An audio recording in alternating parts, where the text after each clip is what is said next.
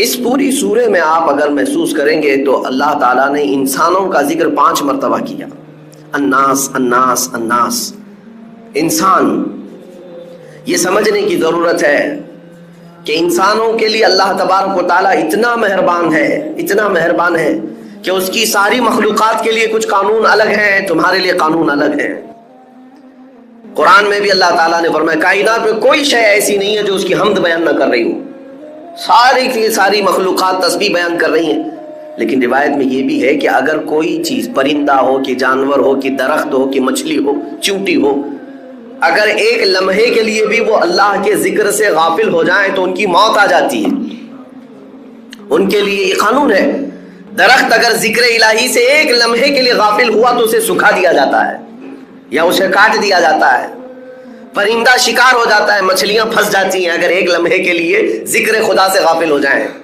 حضرت ذوالنون مصری اپنی بیٹی کے ساتھ سفر میں تھے، سمندر میں، وہ کشتی میں مچھلیاں پکڑ رہے تھے، پکڑ کر کے اپنی کشتی میں ڈال رہے تھے. ان کی بیٹی جو پیچھے بیٹھی ہوئی تھی وہ مچھلیاں اٹھا کے پھر سمندر میں ڈال رہی تھی. کافی دیر کے بعد جب کنارے پہنچے تو انہوں نے دیکھا مچھلیاں کہاں ہیں. بیٹی سے پوچھا تو اس نے کہا کہ میں نے سب ڈال دیا. کہا ایسا کیوں کیا؟ کہا آپ نے تو فرمایا جو مچھلی ذکر خدا سے غافل ہوتی ہے وہی شکار ہوتی ہے. تو آپ کی جال میں وہ مچھلیاں آئی جو ذکر خدا سے غافل تھیں. میں نے اس لیے انہیں دوبارہ ڈال دیا کہ مولا ہمیں بار بار مہلت دیتا ہے تو ہم انہیں کیوں مہلت نہ دیں. اب اندازہ کریں، میں یہ بات اس لیے عرض کر رہا ہوں کہ ان ساری مخلوقات کے لیے قانون تو یہ ہے کہ وہ اگر ذکر خدا سے غافل ہو جائیں تو مر جائیں، جل جائیں یا کٹ جائیں. لیکن اے انسانوں، ہمارا حال یہ ہے کہ اس خدا سے غافل رہنے والے کو بھی وہ کھلا رہا ہے، عبادت کرنے والے کو بھی کھلا رہا ہے. گناہ کر کے بھی انسان جی رہا ہے، نیکیاں کر کے بھی جی رہا ہے. یہ اس کی مہربانی اور رحمت ہے انسانوں پر خاص. ابراہیم علیہ السلام کی عادت تھی کہ وہ بغیر مہمان کے کھانا نہیں کھاتے تھے. بغیر مہمان کے ان کے یہاں دسترخوان ہی نہیں بچھتا تھا. ایک بار 2 دن ہو گئے کوئی مہمان نہیں آیا، آپ بھی کھانا نہیں کھائے. تیسرے دن راستے میں ایک ادھیڑ عمر کا کوئی شخص ملا، مسافر تھا. ابراہیم علیہ السلام نے اس سے ریکویسٹ کی کہ میرے گھر آج مہمان بن جا. وہ کیسے لوگ تھے کہ زبردستی اپنے گھر مہمان بلاتے تھے.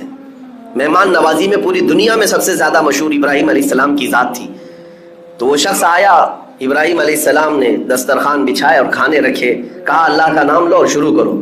تو آنے والے نے کہا میں اللہ کو نہیں جانتا اور نہ ہی میں مانتا ہوں، میں اللہ کا نام لینے والا نہیں ہوں. تو ابراہیم علیہ السلام نے دسترخوان کھینچ لیا اور کہا اٹھ کر جا تو چل، اس لیے کہ میرے گھر کا ہر لقمہ اللہ کے نام سے ہی جائے گا. دسترخوان کھینچ لیا، وہ شخص چلا گیا. رب تبارک و تعالیٰ کی طرف سے وحی آئی، ابراہیم آج تمہارے دسترخوان پر اس نے میرا نام نہیں لیا، تم نے دسترخوان کھینچ لیا. پچھلے 50 سال سے وہ میرا نام نہیں لیتا، میں ہر وقت اسے کھلا رہا ہوں. انسانوں کا خدا اور ہے، یعنی انسانوں کے خدا جس کو ہم اس طور پر تصور نہ کریں کہ وہ سخت قسم کا ہمیشہ تمہارے لیے عذاب ہی لے کر بیٹھا ہے. نہیں میرے عزیزو، وسعت رحمتی کل شیء، قرآن کہتا ہے، اللہ فرماتا ہے میری رحمت نے ہر چیز کو گھیرے میں لے لیا ہے. اگر وہ ہم پر رحم نہ کر رہا ہوتا تو پھر ہمارے ہر گناہ پر آج پکڑ کر رہا ہوتا، ہر ایک گناہ کے بدلے ایک نعمت چھین لیتا ہم سے. لیکن ایسا نہیں ہوا ہے. عدل تو یہی ہے، انصاف تو یہی ہے کہ اس کی زمین ہے، اس کا آسمان ہے، اس کی ہوا ہے، اس کی کائنات ہے، اور اسی کی کائنات میں رہ کر بندہ جب اسی کی نافرمانی کر رہا ہے تو پھر انصاف تو یہ چاہتا ہے کہ نافرمانی کرنے والے کی پکڑ کی جائے. اگر تم ایک نماز نہیں پڑھے تو ناک کاٹ دی جائے گی، دوسری نہیں پڑھو گے تو دانت توڑ دیے جائیں گے، تیسری نہیں پڑھو گے تو ہاتھ توڑ دیے جائیں گے. کیا ایسا ہو رہا ہے؟ نہیں ہوتا. تو رب تبارک و تعالی ہم بندوں پر عدل نہیں بلکہ فضل فرما رہا ہے، فضل فرما رہا ہے. 2 باتیں عرض کر کے میں اپنی بات کو سمیٹ لیتا ہوں. میرے عزیزو، اللہ تبارک و تعالیٰ اپنے بندوں پر کس قدر مہربان ہوتا ہے. اسی لیے اس سورے میں اللہ تعالیٰ نے اپنے حبیب سے فرمایا کہ اے محبوب آپ فرما دے کہ پناہ مانگنا ہے تو رب الناس کی پناہ مانگو، انسانوں کے خدا کی پناہ مانگو. اس سے بہتر پناہ تمہیں مل ہی نہیں سکتی. اس سے بہتر پناہ کہاں ہے؟ ایک بار رسول کریم صلی اللہ تعالیٰ علیہ وسلم مسجد نبوی شریف میں بیٹھے، اپنے گھر سے تاخیر سے آئے اور بیٹھے بیٹھے اکیلے میں ہنسنے لگ گئے، مسکرانے لگ گئے. صحابہ نے پوچھا تھوڑی دیر کے بعد کہ اللہ کے نبی آپ کو کس چیز نے ہنسایا؟ کون سی چیز ہے جس کو دیکھ کر کے آپ مسکرا پڑے؟ وہ رہتے ہیں اس خاکدان گیتی پر لیکن جلوے دیکھتے ہیں پورے عالم کائنات کے. وہ ہر چیز ان کی نظروں کے سامنے ہے۔ حضور اکرم صلی اللہ علیہ وسلم نے فرمایا اللہ تبارک و تعالیٰ نے مجھ سے کہا اے محبوب کیا تم میرے بندوں کے درمیان ہونے والا فیصلہ دیکھنا چاہتے ہو؟ تو میں نے کہا ہاں مولا دکھا تیرا فیصلہ کیسے ہے۔ تو رب تبارک و تعالیٰ اپنے بندوں کے درمیان جو فیصلہ کر رہا تھا وہی بات میں دیکھ رہا تھا۔ صحابہ نے پوچھا کیا فیصلہ ہے؟ کہا ایک بندہ اٹھایا گیا اور اللہ تبارک و تعالیٰ کی بارگاہ میں جب پیش ہوا تو اس نے مقدمہ کر دیا، اللہ کی بارگاہ میں دعویٰ کیا کہ مولا فلاں آدمی کے اوپر میرا قرضہ باقی تھا، فلاں آدمی کے اوپر میرا حق باقی ہے، اس نے پیسے میرے لیے تھے، فلاں چیز لیا تھا لیکن دیا نہیں مجھ کو، مجھے آج حق چاہیے۔ رب تبارک و تعالیٰ اس بندے کو بھی اٹھاتا ہے جس نے اس کا حق مارا تھا، وہ بھی اٹھا، وہ نیک آدمی تھا لیکن کچھ اس کے پاس رہ گئی تھی اس کی چیز۔ تو اب یہ مطالبہ کرنے والا شخص اللہ سے کہتا ہے مجھے حق دلا دے میرا۔ رب تعالیٰ فرماتا ہے یہاں تجھے کیا چاہیے؟ پیسے تو ملیں گے نہیں، موت کے بعد نہ پیسے ہیں نہ چیک ہے نہ ٹرانسفر ہے، کچھ نہیں ہے، کیا ہے؟ یہ بندہ کہتا ہے مولا اس کی نیکیاں مجھے چاہیے، اس کی نیکیاں مجھے چاہیے۔ تو رب تبارک و تعالیٰ انصاف فرماتا ہے، اس بندے کی ساری نیکیاں اٹھا کر کے اس کو دے دی جاتی ہیں، فرشتے ساری نیکیاں منتقل کرتے جا رہے، اس لیے کہ حق ابھی ادا نہیں ہو رہا ہے۔ اب یہ مطالبہ کرنے والا جو شخص تھا پھر کہتا ہے اے رب ذوالجلال میرا حق تو پورا نہیں ہوا، تو عدل کرنے والا انصاف کرنے والا بادشاہ ہے، مجھے اور حق چاہیے اس بندے سے، اس نے میرا حق لیا ہے دنیا میں۔ تو رب تعالیٰ فرماتا ہے اب اور کیا چاہیے؟ اس کی ساری نیکیاں ختم ہو گئی۔ یہ بندہ کہتا ہے مولا میرے گناہ اٹھا کر اس پر ڈال دے۔ تو حکم ہوتا ہے فرشتوں کو، اللہ تعالیٰ فرماتا ہے اس کے گناہ اٹھا کر اس پر ڈال دو، پورے منتقل کیے جا رہے، اس کے گناہ بھی خالی ہو گئے اور وہ جو نیک بندہ تھا نیکیاں بھی خالی ہو گئی اور گناہ اٹھا کر کے بوجھ بیٹھا ہے، اب اس کے پاس کچھ نہیں سوائے گناہوں کے بوجھ کے، کچھ نہیں۔ آپ اس کو ہلکا مت سمجھیں کہ حقوق العباد جو بندوں کے حق ہیں کئی لوگ مار کر کے بیٹھے ہیں، کوئی بہنوں کا حق، کوئی بھائیوں کا حق، کوئی اپنے مزدوروں کا حق۔ اعلیٰ حضرت فاضل بریلوی رضی اللہ تعالیٰ عنہ نے فرمایا ہے 1 روپیہ اگر کھائے ہو تو بدلے میں تمہیں قیامت کے دن 700 نمازیں دینی پڑ سکتی، 700 نمازیں اگر وہ حق مانگ لیا تو۔ ہاں اس کو ہلکے میں مت لے۔ حضور پاک صلی اللہ تعالیٰ علیہ وسلم کی بارگاہ میں ایک جنازہ آیا تھا، حضور نے پوچھا اس پر کسی کا قرضہ ہے؟ ایک بندے نے کہا یا رسول اللہ میرے 2 درہم قرضہ باقی تھا اور یہ مر گیا، انتقال ہو گیا، جنازہ تیار ہے۔ میرے آقا نے فرمایا صلو علی صاحبکم ولا اصلی علیہ، لوگوں تم چاہو تو اس پر نماز پڑھ لو، میں نماز جنازہ نہیں پڑھوں گا۔ 2 درہم کا قرضہ باقی تھا، 2 درہم کا، حضور نے فرمایا میں نماز جنازہ نہیں پڑھوں گا۔ لوگ ہلکے میں سمجھتے ہیں حقوق العباد، کسی کا مال لے لینا، کسی کا ہڑپ لینا، کسی کو دھوکہ دینا بہت بڑا عذاب ہے۔ اللہ نے فرمایا کہ وہ اپنے حقوق معاف کرے گا لیکن بندوں کے حقوق نہیں معاف کرے گا۔ بندہ جب تک نہیں معاف کرتا بندے کو تب تک اللہ نہیں معاف کرے گا۔ یہ نہیں ہے کہ تم اس کے 100 روپے اس کے 1000 روپے لے کر کے توبہ کر لو اللہ کی بارگاہ میں مولا صاحب معاف کر دے، نہ۔ رب تبارک و تعالیٰ کا قانون یہ ہے کہ وہ بندے ہی معاف کرے تب اللہ معاف کرے گا، یہ حقوق العباد ہے۔ تو بات وہ حدیث میں عرض کر رہا تھا، اس بندے کی نیکیاں جو حق لیا تھا اٹھا کر کے اس کو مطالبہ کرنے والے کو دے دی گئی، پھر بھی ختم نہیں ہوا اس کا حق، تو اس کے گناہ اٹھا کر کے اس پر ڈال دیے گئے۔ اب بھی یہ سوال کر رہا ہے کہ مولا میرا حق تو پورا نہیں ہوا، ابھی تیرے عدل کے مطابق تیرے انصاف کے مطابق میرا حق اور باقی ہے۔ رب تعالیٰ فرماتا ہے اور کیا چاہیے اس سے تجھ کو؟ اس کی نیکیاں بھی پوری لے لیا، تیرے گناہ اٹھا کر کے بھی اس پہ ڈال دیا، اب اور کیا چاہیے تجھے؟ تو کہتا ہے مولا تیری رحمت میں فیصلہ ہے، تیری رحمت میں انصاف ہے، میرا حق تو پورا نہیں ہوا۔ تو رب تبارک و تعالیٰ کیا فرماتا ہے سنو۔ حضور یہ سب معاملہ دیکھ رہے تھے، فیصلہ دیکھ رہے۔ اللہ تبارک و تعالیٰ فرشتوں سے فرماتا ہے جنت میں ایک محل تیار کرو، سجاؤ اس کو۔ فرشتے جلدی جلدی محل سجانے لگ گئے اور اتنا آراستہ کرنے لگے کہ وہ پوری جنت میں وہ چمکدار بہت خوبصورت نظر آنے لگا۔ تو یہ بندہ جو مطالبہ کر رہا تھا نا بار بار میرا حق نہیں میرا حق نہیں، یہ اس کو بھی دکھایا گیا وہ محل، یہ دیکھ۔ تو وہ کہنے لگا اتنا خوبصورت محل، اتنا خوبصورت۔ رب تعالیٰ نے فرمایا ہاں۔ کہا کہ کس کا ہے؟ تو اللہ نے فرمایا تیرا نہیں ہے، یہ تیرا نہیں ہے، یہ بنایا جا رہا ہے، یہ بنایا جا رہا ہے۔ اللہ تعالیٰ کریم ہے۔ تو یہ بندہ کہتا ہے کہ مولا یہ کس کے لیے ہے؟ رب تعالیٰ فرماتا ہے اس کے لیے جو اپنے بھائی کا حق معاف کرتا ہے، اس کے لیے ہے جو اپنے بھائی کا حق معاف کرے گا، اس کے لیے میں یہ جنت میں محل بنا رہا ہوں۔ تو یہ فوراً کہتا ہے مولا میرے اس بھائی کا حق میں معاف کرتا ہوں، جو بھی اس کا حق مجھ پر باقی ہے. رب تعالیٰ نے اتنا ہی نہیں کہ معاف اس بندے سے کروایا، بلکہ اللہ رب العزت نے فرمایا تو نے معاف کیا، اس کا ہاتھ پکڑ اور ساتھ میں لے کر جنت میں جا. یہ ہے رب الناس، انسانوں کا رب، جو ہم پر شفیق ہے اور مہربان ہے. یہ بندوں کی آج کیفیت یہ ہے کہ اس مولا کی رحمت کو نہیں دیکھتے، اس کی کرم نوازیوں کو نہیں دیکھتے، اس کے فضل کو نہیں دیکھتے. کتنے مہینے ہو جاتے ہیں راتوں کو یوں ہی سو جاتے ہیں، ذکر کا ایک لمحہ بھی اس کی بارگاہ میں نہیں گزارتے. ہاں دوسروں کے لیے ہم نے وقت بتایا، دوسروں کے لیے آنکھیں بھگو دیں، لیکن اس رحمان کی یاد میں کب دل دھڑکتا ہے جو ہمارے ماں کے پیٹ سے ہمیں پال رہا ہے. آپ کو پتا ہے ہمارے دنیا میں آنے سے پہلے ہی ہمارے ماں کے پیٹ میں جب ہم تھے، جیسے ہی ہماری ماں حاملہ ہوتی ہے اس کے جو ایام ہر مہینے آتے تھے وہ بند ہو جاتے ہیں، خون بند ہو جاتا ہے. اور اس کے بعد 6 مہینے پہلے سے ہی اس کے سینے میں خون سے دودھ بننا شروع ہو جاتا ہے. تمہارے آنے سے 6 مہینے پہلے مولا تمہارے رزق کا انتظام کر رہا ہے. بتاؤ کون ہے جو خون سے دودھ کو بناتا ہے؟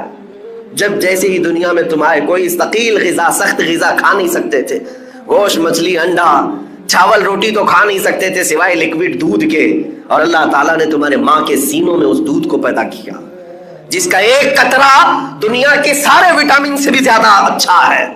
یہ سارا رزق تمہارے لیے مہیا کیا. بچپن سے وہ مولا تمہاری نگہبانی کرتا رہا. روایات میں یہ بھی ہے کہ اگر تجھے جھولے میں ماں اکیلا چھوڑ کر کے جائے تو مولا 2 فرشتوں کو اتارتا ہے کہ بچی کی حفاظت کرے. ہماری حفاظت پر کائنات کو اللہ نے لگا دیا، فرشتوں کو لگا دیا. بس کہنا اتنا ہی ہے کہ اگر یہ بندے اس کی ساری نعمتیں لے کر کے بھی اگر اس کے نہ ہو سکے تو پھر یہ کسی کے نہیں ہو سکیں گے، کسی کے نہیں ہو سکے. اسی لیے شیخ سعدی رحمۃ اللہ تعالیٰ علیہ فرماتے ہیں ایسے بندے کو جو نماز سے غافل ہے، اللہ تعالیٰ کی بارگاہ میں نہیں آتا، اس کو قرضہ بھی مت دو، اس کو قرضہ مت دو. پوچھا گیا کیوں؟ کہا جو اللہ کا فرض نہیں ادا کرتا وہ تمہارا قرض کیا ادا کرے گا؟ تو جو اپنے خالق کا، اپنے رب کا نہیں ہو سکے گا تو پھر وہ کس کا ہو سکتا ہے؟ اس لیے میرا میسج صرف اتنا ہے کہ اس بھری کائنات میں ہمارے دکھوں کا، ہمارے دردوں کا مداوا کوئی کر سکتا ہے تو وہ رب العالمین ہے، وہ مالک ذوالجلال والاکرام ہے. اس لیے ہمیں اللہ رب العزت کی طرف پلٹ آنا چاہیے. اس کا خوف سینے میں رکھو، اس کی محبت بھی سینے میں رکھو. وہ تمہیں خواہ مخواہ عذاب کا ایک ذرہ بھی نہیں دے گا، کبھی نہیں دے گا. ہاں اتنا ہے کہ اس نے وعدہ تو کیا ایک نیکی کرو تو میں بڑھا کر 10 دے دوں گا، لیکن پورا قرآن پڑھ کر کے دیکھو کہیں اللہ نے یہ نہیں فرمایا ایک گناہ کرو گے تو 10 بڑھا دوں گا. نہیں، گناہ ایک کیے ہو تو ایک ہی کی سزا، لیکن نیکیوں کے لیے کہتا ہے کہ ایک بھی کرو گے تو میں 10 گنا بڑھا کر کے دوں گا. یہ رحمت نہیں ہے تو کیا ہے؟ وہ رب الناس ہے. مولا کریم اپنی رحمت میں ہمیں جگہ عطا. آخری صورت میں ارشاد فرماتا ہے محبوب آپ فرما دیں کہ میں پناہ مانگتا ہوں کس سے، کس کی بارگاہ؟ قل اعوذ برب الناس، میں کس کی پناہ مانگتا ہوں؟ توجہ، اے محبوب آپ فرما دیں کہ میں پناہ مانگتا ہوں انسانوں کے خدا کی. رب الناس، انسانوں کا خدا. مولا میں تیری پناہ میں آنا چاہتا ہوں. اور وہ کون ہے؟ انسانوں کا خدا. ملک الناس، انسانوں کا بادشاہ بھی ہے. الہ الناس، انسانوں کا خدا بھی ہے، معبود بھی وہی ہے، پالنے والا بھی وہی ہے، بادشاہ بھی وہی ہے، عبادت کے لائق بھی وہی ہے. اب کس چیز سے پناہ مانگتے ہو؟ من شر الوسواس الخناس، خناس کے، شیاطین کے وسوسوں سے، اس کے بہکاووں سے، ان کے ورغلانے سے پناہ مانگتا ہوں اللہ تبارک و تعالیٰ کی. اس پوری سورے میں آپ اگر محسوس کریں گے تو اللہ تعالیٰ نے انسانوں کا ذکر 5 مرتبہ کیا. الناس الناس الناس، انسان. یہ سمجھنے کی ضرورت ہے کہ انسانوں کے لیے اللہ تبارک و تعالیٰ اتنا مہربان ہے، اتنا مہربان ہے کہ اس کی ساری مخلوقات کے لیے کچھ قانون الگ ہیں، تمہارے لیے قانون الگ ہیں. قرآن میں بھی اللہ تعالیٰ نے فرمایا کائنات میں کوئی شے ایسی نہیں ہے جو اس کی حمد بیان نہ کر رہی ہو. ساری کی ساری مخلوقات تسبیح بیان کر رہی ہیں. لیکن روایت میں یہ بھی ہے کہ اگر کوئی چیز، پرندہ ہو کہ جانور ہو کہ درخت ہو کہ مچھلی ہو، چیونٹی ہو، اگر ایک لمحے کے لیے بھی وہ اللہ کے ذکر سے غافل ہو جائیں تو ان کی موت آ جاتی ہے. ان کے لیے یہ قانون ہے. درخت اگر ذکر الہی سے ایک لمحے کے لیے غافل ہوا تو اسے سکھا دیا جاتا ہے یا اسے کاٹ دیا جاتا ہے. پرندہ شکار ہو جاتا ہے، مچھلیاں پھنس جاتی ہیں اگر ایک لمحے کے لیے ذکر خدا سے غافل ہو جائیں. حضرت ذوالنون مصری اپنی بیٹی کے ساتھ سفر میں تھے، سمندر میں، وہ کشتی میں مچھلیاں پکڑ رہے تھے پکڑ پکڑ کر کے اپنی کشتی میں ڈال رہے تھے. ان کی بیٹی جو پیچھے بیٹھی ہوئی تھی وہ مچھلیاں اٹھا اٹھا کے پھر سمندر میں ڈال رہی تھی. کافی دیر کے بعد جب کنارے پہنچے تو انہوں نے دیکھا مچھلیاں کہاں ہیں. بیٹی سے پوچھا تو اس نے کہا کہ میں نے سب ڈال دیا. کہا ایسا کیوں کیا؟ کہا آپ نے تو فرمایا جو مچھلی ذکر خدا سے غافل ہوتی ہے وہی شکار ہوتی ہے. تو آپ کی جال میں وہ مچھلیاں آئی جو ذکر خدا سے غافل تھیں. میں نے اس لیے انہیں دوبارہ ڈال دیا کہ مولا ہمیں بار بار مہلت دیتا ہے تو ہم انہیں کیوں مہلت مانتے ہیں. اب اندازہ کریں، میں یہ بات اس لیے عرض کر رہا ہوں کہ ان ساری مخلوقات کے لیے قانون تو یہ ہے کہ وہ اگر ذکر خدا سے غافل ہو جائیں تو مر جائیں، جل جائیں یا کٹ جائیں. لیکن اے انسانوں، ہمارا حال یہ ہے کہ اس خدا سے غافل رہنے والے کو بھی وہ کھلا رہا ہے، عبادت کرنے والے کو بھی کھلا رہا ہے. گناہ کر کے بھی انسان جی رہا ہے، نیکیاں کر کے بھی جی رہا ہے. یہ اس کی مہربانی اور رحمت ہے انسانوں پر خاص. ابراہیم علیہ السلام کی عادت تھی کہ وہ بغیر مہمان کے کھانا نہیں کھاتے تھے. بغیر مہمان کے ان کے ہاں دسترخوان ہی نہیں بچھتا تھا. ایک بار 2 دن ہو گئے کوئی مہمان نہیں آیا، آپ بھی کھانا نہیں کھائے.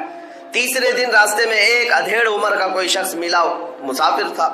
ابراہیم علیہ السلام نے اس سے ریکویسٹ کی کہ میرے گھر آج مہمان بن جا. وہ کیسے لوگ تھے کہ زبردستی اپنے گھر مہمان بلاتے تھے. مہمان نوازی میں پوری دنیا میں سب سے زیادہ مشہور ابراہیم علیہ السلام کی ذات تھی. تو وہ شخص آیا، ابراہیم علیہ السلام نے دسترخوان بچھائے اور کھانے رکھے. کہا اللہ کا نام لو اور شروع کرو. تو آنے والے نے کہا میں اللہ کو نہیں جانتا اور نہ ہی میں مانتا ہوں، میں اللہ کا نام لینے والا نہیں ہوں. تو ابراہیم علیہ السلام نے دسترخوان کھینچ لیا اور کہا اٹھ کر جا تو چل، اس لیے کہ میرے گھر کا ہر لقمہ اللہ کے نام سے ہی جائے گا. دسترخوان کھینچ لیا، وہ شخص چلا گیا.